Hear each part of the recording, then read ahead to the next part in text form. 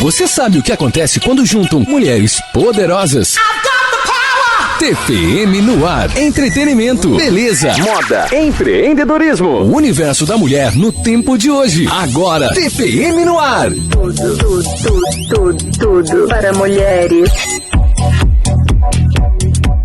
Esse é o TPM Business e eu sou a Fernanda Castro. E eu recebi a missão de desvendar o mundo dos negócios através dos olhos de mulheres.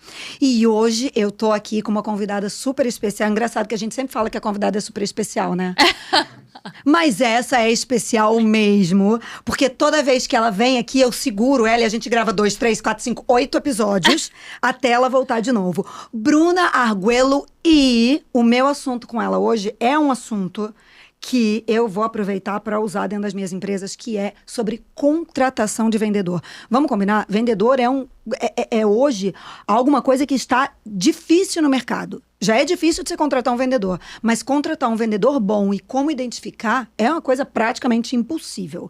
Então eu quero saber quais são os mecanismos que ela vai trazer, que eu não gosto de dicas, não gosto de dica não é comigo, mas quais são os mecanismos que a Bruna vai trazer para ensinar a gente de uma forma prática a contratar vendedores para as nossas lojas. Bruna, seja muito bem-vinda novamente ao palco do TPM Business. Oi, Fer, sempre uma honra estar aqui com você, muito feliz, sempre falando de temas muito importantes para os empresários, porque querendo ou não, você tocou num tema que para mim é muito relevante. Como é que uma empresa que quer ser grande vai querer sobreviver à base de dica, que é tão diquinha, que é tão pequenininho? Se você quer ser grande, você precisa de técnica, de método, de processo, de passo a passo. E é disso que a gente vai falar aqui hoje, porque sim, contratação de time não é na base de dica, é na base de método e de processo. E você muito bem falou, né? Como é que faz, Bruna, para contratar um time, para trazer uma equipe qualificada? Eu acredito que hoje esse é o tendão de Aquiles aí, de prática, eu ouso dizer 90% das empresas. Até porque esse empreendedor, que é empreendedor, ele normalmente nunca foi vendedor. Então ele não sabe. Ele vende bem, porque, como a gente conversou outro dia, um outro podcast com a Gabi, né, que falava de posicionamento. Como que ele começou a ser empreendedor? Ele gostava muito daquilo que ele fazia e ele começou e ele fazia bem. Então, realmente, os poros dele reverberam aquela verdade. Só que como que ele faz para contratar alguém para fazer alguma coisa que só ele sabe fazer? Porque essa é a fala. Como é que eu vou contratar alguém para vender isso, sendo que só eu sei vender isso? O grande ponto é que uma pessoa que é bom de vendas, por instinto, não vai saber replicar, transferir isso para o seu time. Porque não tem um método. Ele só sabe fazer. Ele é bom negociador, mas ele não sabe exatamente qual é o passo a passo que ele faz para fazer uma boa negociação. E aí, quando ele tem que transferir isso pro time dele, ele trava. Ele só sabe cobrar. Tem que bater meta, tem que vender. E aí, gente, como é que estão as vendas? Aí ele se torna um cara chato. Ele se torna um terrorista na cabeça desse time. E aí vai desconectando. E aí o funcionário bom não para, porque não há conexão. Porque até mesmo um funcionário bom precisa de treinamento. Então, eu vejo que para resolver o problema lá da ponta, tem que começar no líder. Um bom líder tem que ter um método para seguir. Ah, mas eu sou muito bom em vendas. E geralmente o gestor do negócio, o empresário, o gerente, o líder, ele não tem tempo. Começa por aí. Ele nunca tira tempo para sentar a bunda na cadeira, estudar um método e implantar dentro do negócio. Aí, como ele não tira esse tempo para implantar um método, vamos supor McDonald's. McDonald's roda com qualquer pessoa, porque tem um método. E quando o método está sendo bem implantado, depois a empresa roda com qualquer pessoa. Aí você já não depende mais do cara ser muito bom. Porque tem o passo a passo bem desenhadinho que qualquer um replica. E aí, vamos lá. Vamos fazer esse cara sair um pouquinho e desenhar a empresa dele. Desenhar um passo a passo. Desenhar um processo bem estabelecido que rode.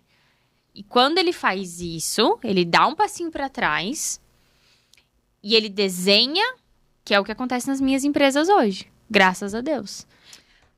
Você sabe que você estava falando aqui? Eu pensei o seguinte, que quando eu uma das empresas que eu tenho, que é uma escola de idiomas, foi muito difícil num primeiro momento para eu conseguir sair da sala de aula e botar outro professor no lugar, não porque eu não quisesse fazer, mas porque os meus clientes não queriam outro. Eles queriam a Fernanda fazendo ali as aulas, né? E aí, tudo bem, eu criei a metodologia, já existia, foi implantada, perdi uma leva de clientes naquela época, mas me mantive firme e por isso que hoje eu tenho mais do que uma, tenho outros negócios.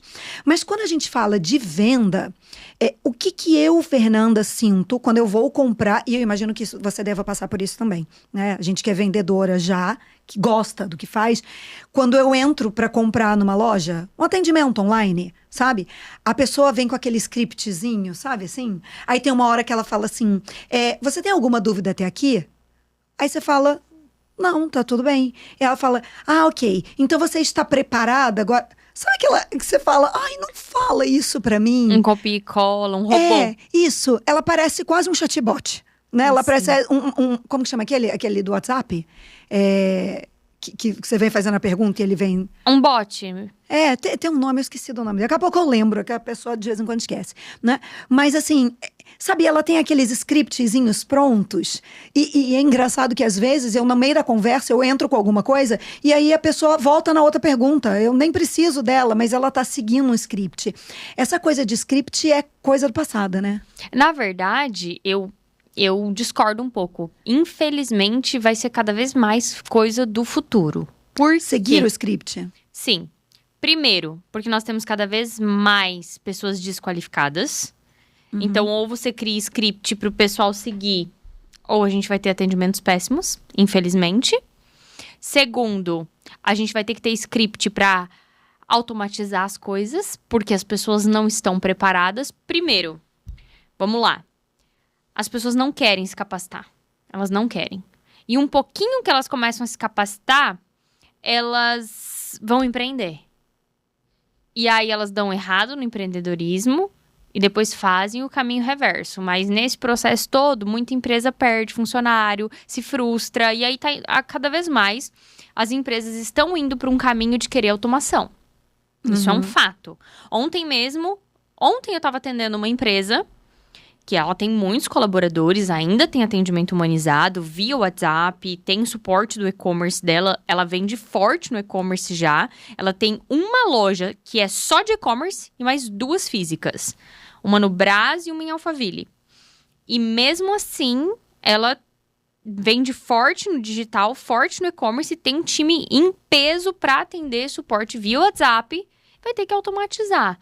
Por quê? O consumidor está cada vez mais exigente. Então, por exemplo, nessa loja em específico, uma seguidora, porque eu acabei que ando com essa pessoa, a seguidora viu que é minha cliente, veio mandar reclamação. Quando essa pessoa me mandou o print, eu me custei a entender qual era a reclamação. Porque tava tudo ok pra mim. Mas porque ela não foi respondida no mesmo dia. Porque, de fato, o time não dá mais conta. Eles não dão conta de responder o cliente no mesmo dia. Então, a cliente chamou num dia e foi respondida no outro.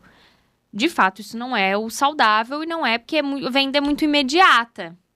Mas ela, graças a Deus, tem volume, tem demanda. E aí, qual que é a saída? Contratar mais? Mas o digital, quando você vai crescendo e vai viralizando, vai tomando uma proporção que você pode ter, que às vezes, 5, 6... E essa dinâmica de responder o WhatsApp... Porque assim, você me manda um... Oi, quanto custa? Aí eu, olá, tudo bem? Qual tamanho seria? Que modelo? Que cor? Aí até você responder de novo. Então, é uma dinâmica que às vezes leva um dia inteiro. E às vezes eu só vou conseguir terminar seu atendimento no outro dia mesmo. E aí, qual que foi a solução que eu dei pra ela? Vamos colocar uma automação... Qual que é a minha saída para isso aí, tá? Vamos colocar uma automação, tentando levar essas pessoas para o site o máximo possível, com um monte de gatilho mental. Aí, olha como a importância esse empresário ter domínio de negócio e de saber estruturar um bom fluxo. Vamos mandar o máximo possível de pessoas para o site, mas ainda assim vai ter gente que quer atendimento humanizado. Quem insistir em ir para o atendimento humanizado, aqui a gente já criou um fluxo. a gente vai manter pessoas qualificadíssimas. Qual que é a minha visão?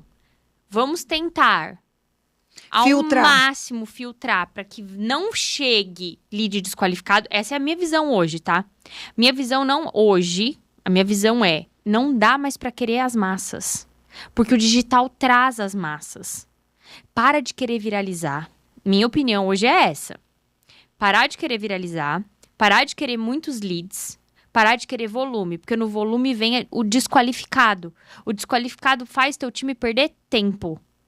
E time perdendo tempo, fica igual barata tonta, às vezes atendendo um lead que nem quer comprar e não vai comprar. Aí sobrecarrega teu time, faz o atendimento perder a qualidade e no final não converte. Isso que você está falando do digital, eu lembro, né, porque eu tô aqui desde a época dos Incas e dos Astecas, né, onde a gente fazia panfletagem na rua, mas tinha uma época no offline que a gente fazia troca de lista, sabe? Eu passava a minha lista de clientes para você antes do LGPD, né? E você passava para mim.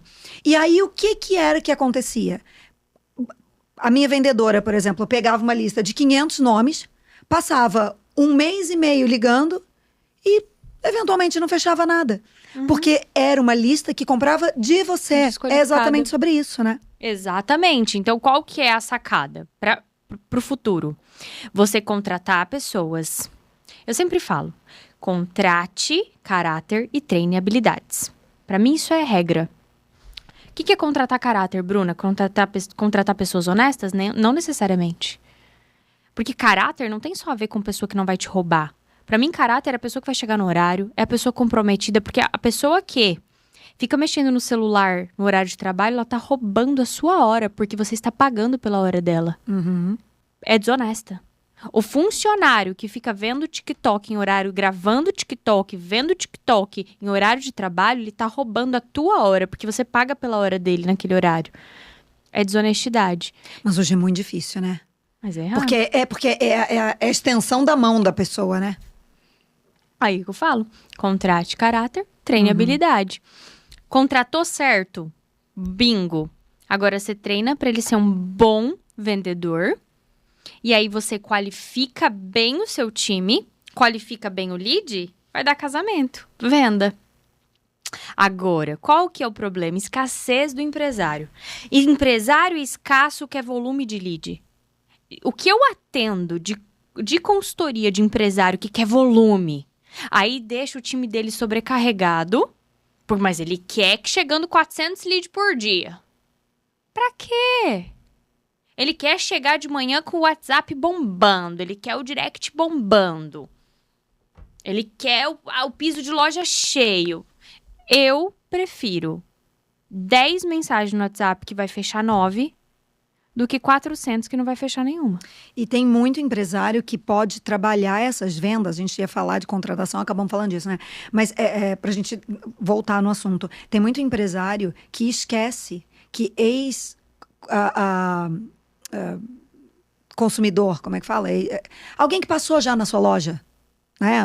Alguém que comprou lá atrás. Um cliente, né? Um ex-cliente ou que comprou um tempo, que você tem aquele contato dele ali, às vezes você só precisa dar uma esquentadinha nele, né? Exatamente. Eu falo que um cliente, a partir do momento que ele comprou de você, ele é um CAC zero. Custo de aquisição de cliente zero. Ele já te custou lá atrás. De alguma maneira, ele te custou para chegar ali. Agora, ele não te custa mais nada. Você já tem um contato dele, ele já te conhece tua marca, conhece seu produto. É só fazer uma oferta nova. E aí, vamos lá. Eu acho que nesse momento, quando você tem um time... beleza, vamos falar de time. Sabe por que a gente tá indo por uma linha diferente? Porque eu vejo muito hoje se falar do problema o funcionário. Tá difícil contratar funcionário. Mas eu gosto muito de trazer a autorresponsabilidade. Porque eu não controlo o outro.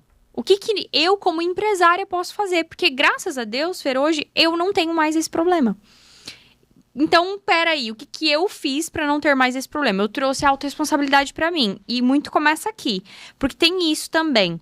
Como é um problema que a maioria dos empresários passa, muito se fala disso. Então, foi se criando uma cultura muito forte.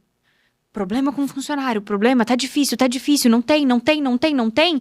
E eu acredito muito nessa força do pensamento, nessa força das palavras.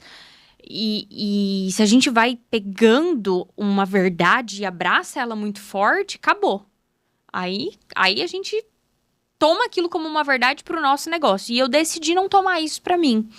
Tanto é que eu achei bem interessante que ontem à noite, eu não sei você, mas eu tenho um hábito de olhar status do WhatsApp. E eu lá olhando status do WhatsApp, minha funcionária postando os vídeos da minha empresa. Uma das minhas empresas do off, né?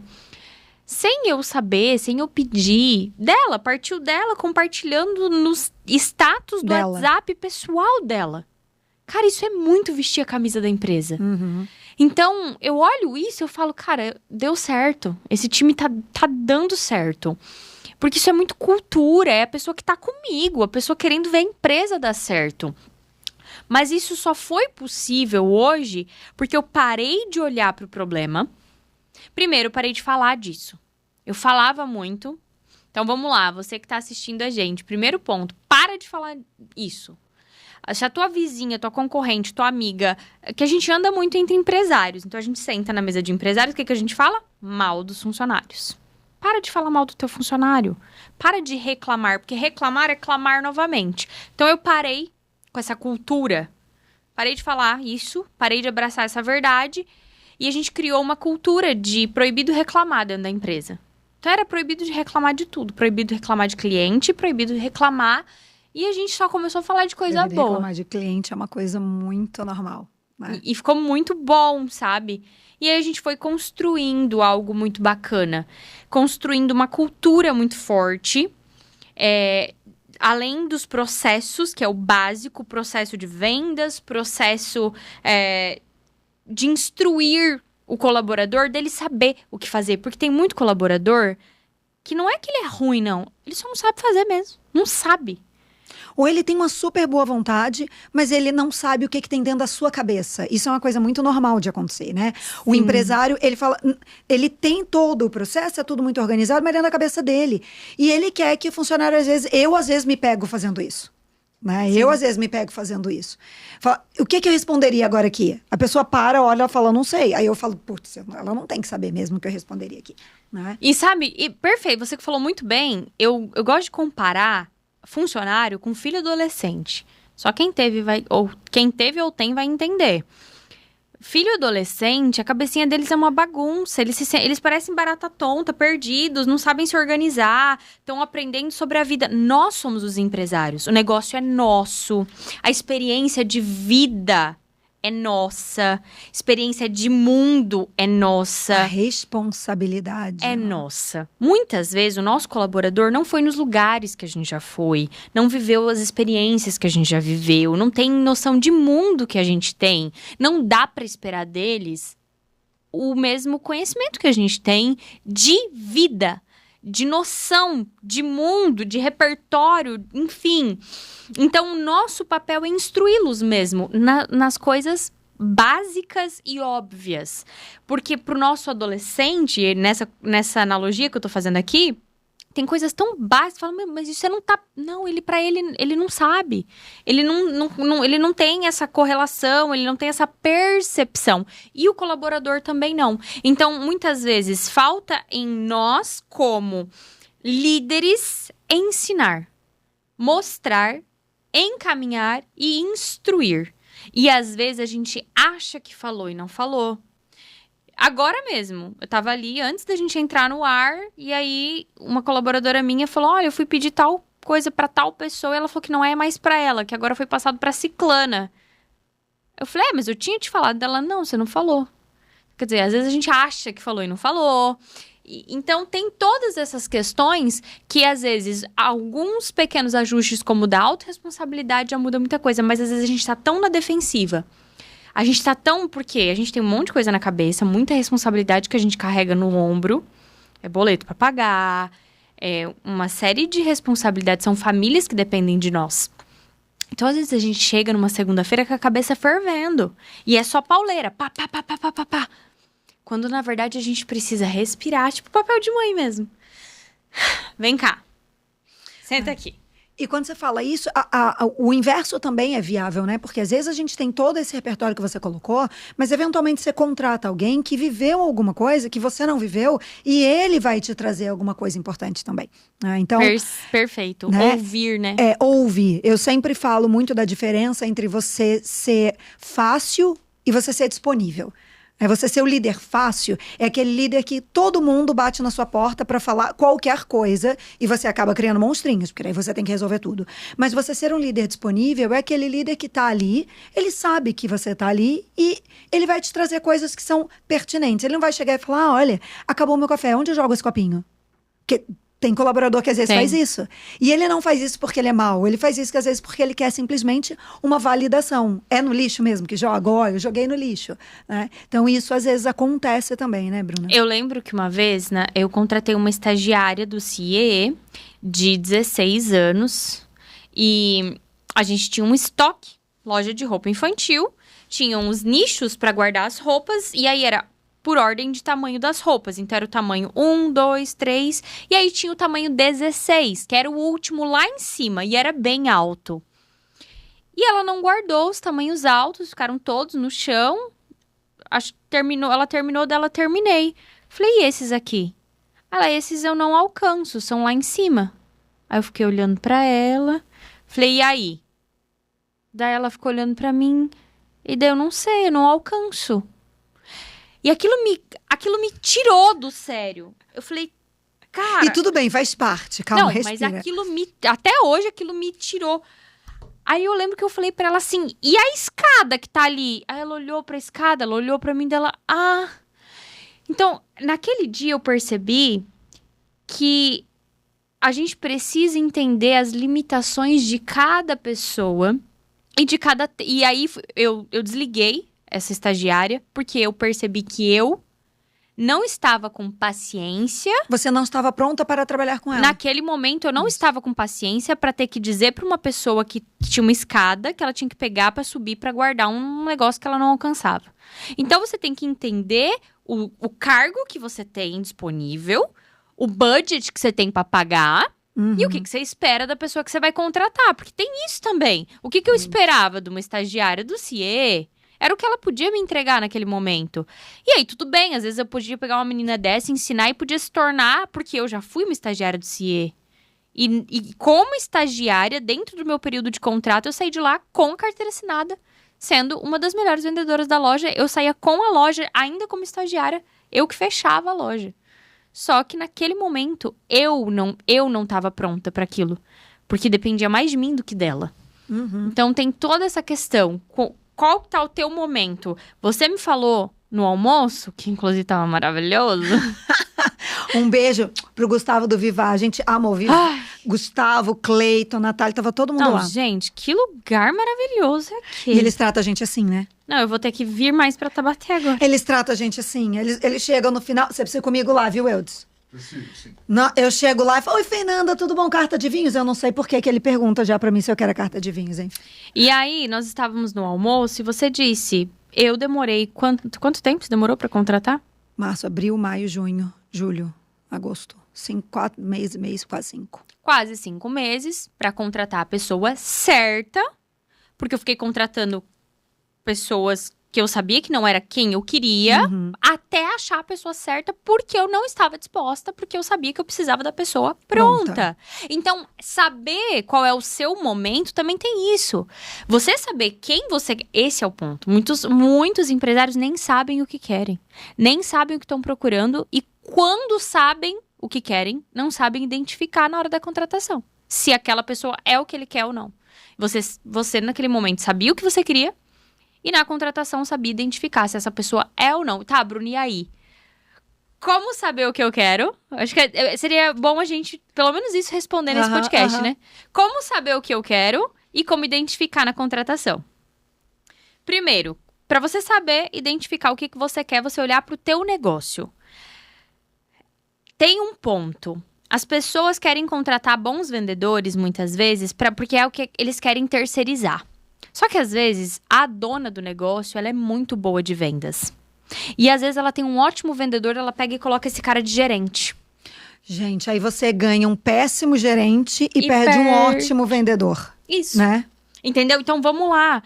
Primeiro olha pro teu negócio. Às vezes você tem que continuar nas vendas. Eu fiz uma cagada dessa na minha empresa.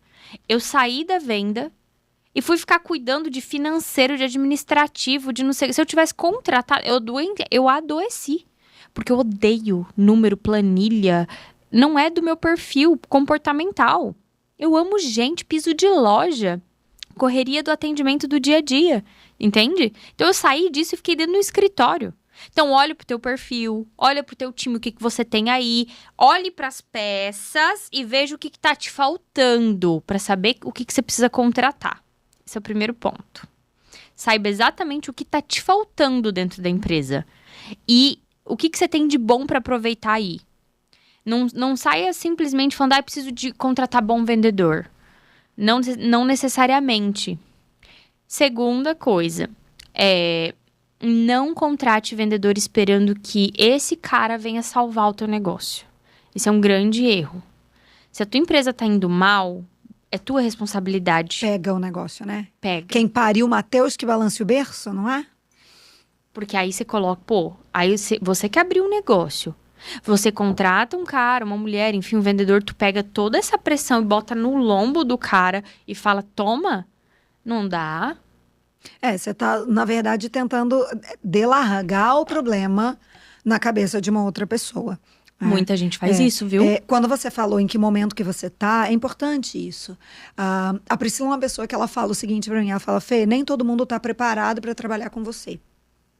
Mas ao mesmo tempo, ela explica, ela fala, isso não te faz uma pessoa melhor e nem pior, e isso também não faz as pessoas que não estão preparadas para trabalhar com você melhores ou piores.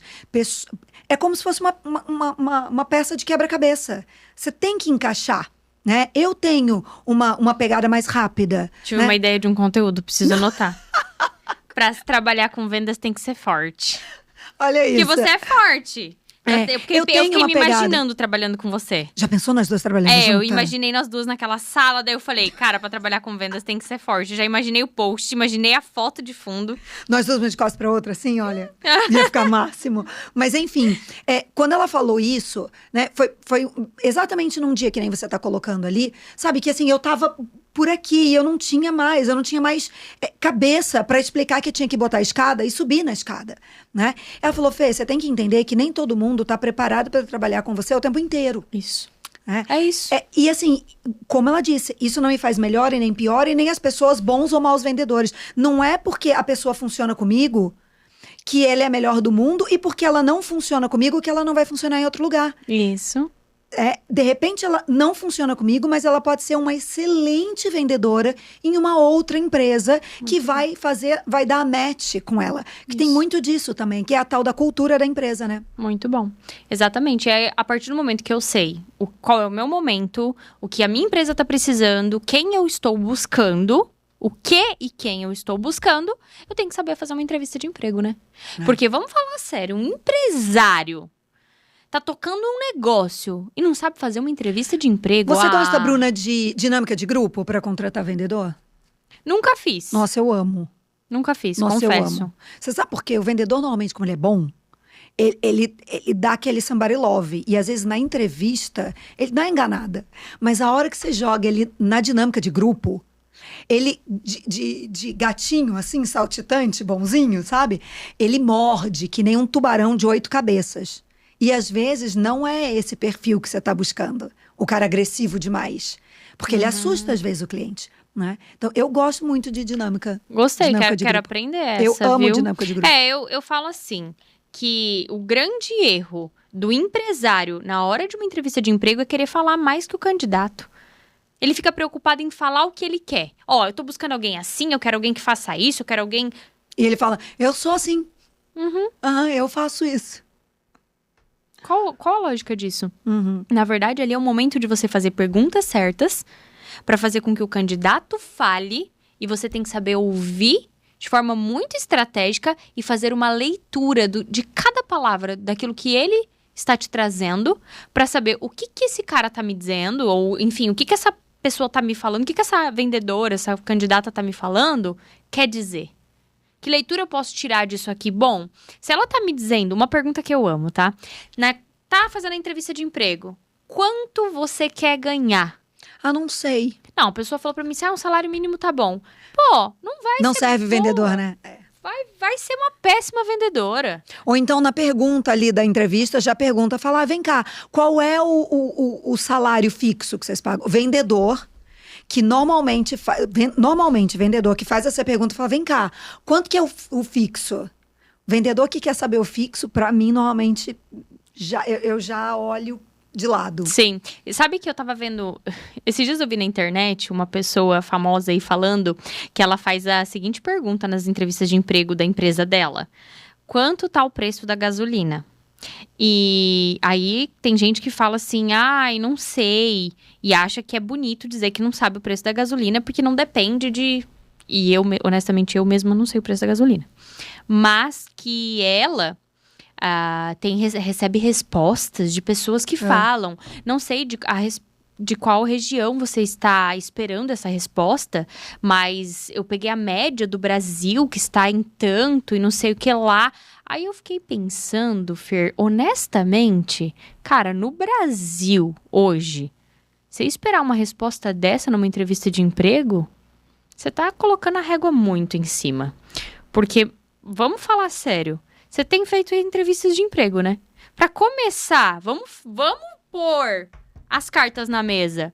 Você marca 10 entrevistas, vem 2. As pessoas não vêm. Não vem pra entrevista de emprego. Você quer perguntar o preço da gasolina numa entrevista de emprego? Eu ia chutar 5,90 e tantos, tá? 6,09. Não, você também não sabe o preço da gasolina, não, Fernanda? Não sabia. Eu ia chutar 5,90 e poucos. Aí eu entrei aqui e vim olhar, ó, 6,09. Ah, não tava de toda ruim, vai. Eu tava na média. Então, Tô que nem o Ibope. 5 pontos para mais, 5 para menos. Então, assim, ó. Pô, você tá no Brasil, onde você marca 10 entrevistas de emprego, vem 2. Aí você quer me perguntar o preço da gasolina, esperando que a pessoa faça a média das regiões principais do Brasil, esperando essa proatividade. Se você estiver contratando um CEO da CIMED, pode ser, né? Exatamente. Aí depende do quanto que você tá querendo pagar, que cargo que é. Que é o que você falou inicialmente. Agora, aí você quer contratar um vendedor de piso de loja de shopping, baixa expectativa, contrata caráter e treinabilidade, que já tá muito bom. Agora, se você quer contratar um vendedor, também vai muito ali do repertório que ele tem. Isso é uma coisa importante, a gente conversou sobre isso, né? O cara que tem um repertório, ele normalmente tem uma capacidade de negociação um pouco maior. Com certeza. Aí vamos lá. O que esse cara vai vender? Exatamente. O que você espera dele? Exato. Vamos lá. O que esse cara vai vender? Pra quem ele vai vender e quanto ele vai ganhar? Por quê? O que ele vai vender? Quanto custo que ele vai vender? Porque daí com quanto custo que ele vai vender é com que tipo de gente que ele vai falar. É um high ticket? Por exemplo, eu atendi esses tempos atrás uma empresa que o ticket do que eles vendiam era R$16 mil. Cada vendedor dessa empresa fazia meia venda por dia ao longo do mês. Porque diluído dava meia venda por dia. Fiz um treinamento nessa empresa, presencial, foi um contrato de consultoria. Fui lá, fiz o treinamento personalizado, tive que imergir no nicho, né? Porque eu tive que entender as peculiaridades. Eu que criei as argumentações daquele nicho. Bem personalizado mesmo. Entreguei pronto. Quando o cliente falar A, tu vai responder B. 30 dias depois, qual foi a média? Subimos para 2 vendas por dia cada vendedor. Mas era um nicho high ticket, onde eles queriam vender R$16 mil via WhatsApp com texto pronto, copiado e colado, desse tamanho, com todas as descrições, que não ia vender nunca. O que eu peguei e fiz? Com as características, né? Características. Você vai marcar reunião com esse cara. Você vai entrar numa videochamada. Você vai perguntar o nome da esposa dele. Você vai stalkear ali no Instagram e você vai falar... Como é que tá o seu cachorro. O seu cachorrinho. O Liz, que não tava bem. Nossa, eu vi que o Liz estava... Você postou que ele tava dodóizinho, ele melhorou? Pronto. Aí o cara vai falar assim, qual que é o Pix? Mas só que aí, vamos lá. Pra fazer isso aqui, tem que valer a pena. O cara vai fechar uma venda de 16 mil reais, quanto é que é a comissão dele? Sim. Não faz sentido o cara fazer tudo isso pra vender uma blusinha de R$19,90. Exato. Exatamente. Não faz sentido. Que é a questão do momento da empresa, do que fez, do que tá. Embora, Fer, eu, Bruna Arguello, lá atrás, eu, como empreendedora, quando eu fazia sobrancelha na área, como é que chama? Varanda da casa da minha mãe, porque nem na minha casa não dava pra atender, onde eu morava na época, numa kitnet. Eu cobrava, na época, eu acho, tipo, R$20 pra tirar uma sobrancelha. Eu fazia esse tipo de atendimento, de prospecção, com cada cliente por causa de 20 pila, pra chegar onde eu cheguei. Então, eu acho que se a gente... Que aí... acho que a gente falou em outro episódio, mas cabe muito bem aqui, que é aquilo que eu falei. Se a gente der um bom atendimento, como se a gente estivesse dando o melhor atendimento do mundo, que é quando o vendedor vê sinais de que o cliente vai comprar e parece que ele muda completamente. Porque um vendedor, quando ele percebe que ele tá com um clientão, porque quando o cliente começa a falar assim, tá, esse aqui eu vou levar, tá? Esse aqui também, nossa, o vendedor muda. Ele começa, aí ele quase que estende um tapete pro cliente deitar. Se ele começasse a dar esse tipo de atendimento para todo o cliente que ele atendesse, ele vendia o triplo, quádruplo, ele mudava a vida dele antes, entende? Mas nesse caso a gente está falando daquele vendedor que ele não está vendedor. Ele é vendedor, ele estuda, né? Ele estuda, ele quer se capacitar e tal. Eu lembro que uma vez, e a gente está aqui com a Via Alto, né, que é patrocinador da gente aqui do TPM, e do TPM Business e do TPM também. E aí eu me lembrei, a Via Alto, na verdade, é como se fosse um grande shopping, que existem várias lojas de carros ali. Então, você tem as suas lojas, você tem a sua loja de carro, o outro tem. Então, você imagina um shopping de loja de carro. Por que eu vou comprar em uma loja e não vou comprar na outra? Tudo bem, de repente, como são os carros seminovos, multimarcas, de repente eu vou comprar nessa, eu não vou comprar na outra, porque eu quero esse carro aqui, eu não quero aquele. Mas o bom vendedor, ele faz você querer o produto que ele tem. E não o produto que a pessoa simplesmente quer comprar, até porque existem clientes que chegam na sua loja e ele não sabe exatamente o que ele quer. Ele só sabe que ele quer comprar um carro. Sim. E por que ele quer comprar um Honda? Porque o amigo dele tem. Ele não pensou em outras possibilidades. E eu comecei a falar disso porque eu vi a Via Alto aqui. E eu lembro que eu tinha um excelente vendedor. Era um bom vendedor para mim. E ele foi chamado para fazer uma entrevista não lembro agora, numa concessionária X, dessas de carro mais caro, high ticket e tal. E quando ele pediu demissão, eu não tinha o que fazer. Eu falei, eu vou deixar ele ir, porque qualquer coisa que eu fale agora vai parecer que é porque eu tô querendo botar areia no negócio dele. Mas eu falei, ele não tem repertório para vender um carro de 200 mil. Sim. Entendeu? Não dá. Ele não tem o repertório para falar com aquele cliente que vai comprar um carro de 200, 250 mil. Mas como que você fala isso para a pessoa sem dizer? Como é que você fala sem falar? E eu deixei, e realmente não deu certo. E sabe que um dos maiores traumas da minha vida foi quando eu fui trabalhar numa loja que abriu lá na minha cidade de... hoje eu não considero mais de luxo, mas na época pra mim era uma loja de luxo. Roupa feminina. Tinha, vestido de 7 mil reais. Que era a peça mais cara da loja. Mas hoje eu não olho mais como uma loja de luxo. Porque tinha vestido de 400, 500 reais. Mas na época pra mim isso era o fim do mundo. Era aquilo pra mim era incabível. E eu fui ser gerente dessa loja. E foi o maior trauma da minha vida. Aquilo me travou de uma maneira porque eu não tinha repertório pra estar ali. Por quê? Porque... Você se sentia intimidada ali. Isso. Eu nunca tinha convivido com aquele tipo de gente. As conversas me geravam um desconforto tamanho. Então, quando eu sentava... Eu era gerente da loja, eu era muito boa em vendas. Mas quando eu ouvia as minhas clientes falando... Ai, essa Chanel vai ser herança da Maria Fernanda. E eu falo, bolsa de 80 mil, sei lá, que vai ser Hermès, que vai ser herança de uma criança. Eu achava aquilo tudo muito absurdo, muito fora da minha realidade. E aquilo era desconfortável pra mim. E fazia eu me sentir muito inferiorizada e me travava. E aquilo mexeu com a minha capacidade como vendedora. Porque não era o meu momento. E aquilo me travou por um bom tempo. Tanto é que eu falo assim, que a única coisa que eu não venderia hoje, que eu jamais voltaria, é para uma loja de roupa feminina de luxo. Porque te travou naquele Me travou momento. muito, assim. Foi um negócio que eu falei que desconfortável, porque eu não estava pronta. Deixa eu perguntar a última. Eu juro que é a última pergunta que a gente vai fazer hoje. Mas é a seguinte: você então acredita que, entendo um método de venda, né? Então você tem um método lá na sua loja, que é assim que você aborda o cliente e tal, funciona dessa forma. De repente você tem um speech, né? Um speech, olha, um pitch de venda. De onde eu tirei speech? Você tem um pitch de vendas organizado para você não parecer um robô falando, mas você tem um pitch organizado.